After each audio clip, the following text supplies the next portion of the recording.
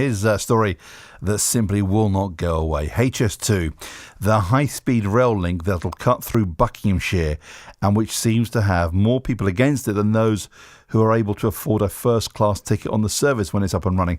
Well, protesters now have another concern about the line. They're worried that it'll mean the grave of the man who gave us Britain's railway system may have to be dug up. Now, HS2 runs through the cemetery where Isambard Kingdom Brunel now rests. Joe Rukin is from Stop HS2. Joe, very good afternoon to you. Afternoon, Roberto. Welcome to the programme. Every step of the way there seems to be an issue with HS2. You've suggested Brunel might be rolling in his grave over this. What's happened?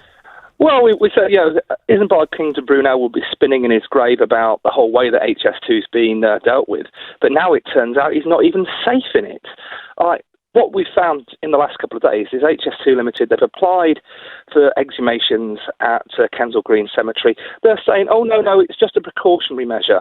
But for 5.5 years, they have said, absolutely not. We'll be tunnelling really deep under it. There is no way at all that we'll need to dig anyone up. And now they're saying, well, actually, we might have to. And we're pretty sure we know the reason for this, because the tunnel just a bit further north in London, in Ruislip, they've been saying for 3.5 years that would be 30 metres deep. We went to the Hybrid Bill Committee saying, and they were absolutely adamant that it was going to be 30 metres deep. Someone pointed out an error in their plans, and they said, and a couple of days later, they admitted, oh, yeah, we've got that wrong. It's only half as deep. Hang on. What do you mean they got it wrong? Well, they got it wrong. You can't trust the plans, unfortunately. They said that the tunnel would be 30 metres deep for 3.5 years, and after evidence had been given to the Hybrid Bill Committee, they said, yeah, it's half that deep. And the thing you've got to realise is that if it's not as deep in Ruislip, it's probably not going to be as deep in Kensal Green either, because they're not going to design the thing like a log flume. It's not going to have a massive slope in it between those 2 points. So if it's higher up in one place, it's got to be higher up elsewhere. There's got to be a knock-on effect. And Joe, we're sure that's the reason for this. When did this all become apparent, that the application had been made to go through what is consecrated ground, this rather famous cemetery at Kensal Green?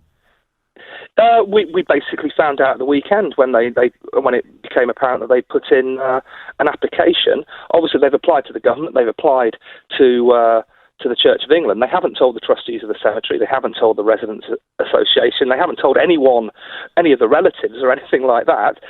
As usual with HS2 Ltd, they've done the bare minimum.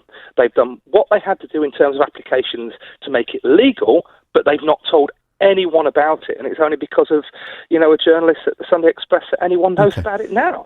Is the suggestion here, Joe, that because the tunnel, that they're not going to dig as deep as they planned because they made a slight mistake, as you're suggesting, they may have to go only half as far down into and this could have a consequence on that graveyard? Because if someone listening might think, hang on a minute, a graveyard, once you're buried, that's it, you should never be moved.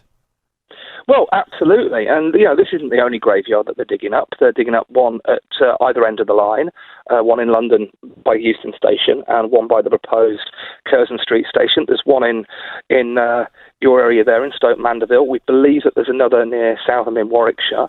And, of course, there's the Edgecombe battlefield, which we're not sure about because no one's absolutely totally certain where the Edgecombe battlefield is. So that makes it, 5 or 6 graveyards that they're going through at the moment. And, it's just one of those things that they have done what they need to do legally. Hang on, Joe, you said that Isambard Kingdom Brunel, if indeed his grave does get to be moved, suggesting he'll be spinning in it. Well, he might be, we'll never know. He might be thinking, hang on a minute, well, great, fantastic new rail line, move me all you like. Well, I think he'd be quite depressed about how HS2's been conducted, because you've got to remember, Brunel designed his railways by line of sight. There weren't an army of overpaid consultants. There weren't a need for over 1,000 civil servants. And, the amount of expense that's being spent on HS2 is astronomical compared to what the railways cost back then. And the fact that it's taking so long, the fact that there are so many mistakes being made, he would not be impressed by this one bit.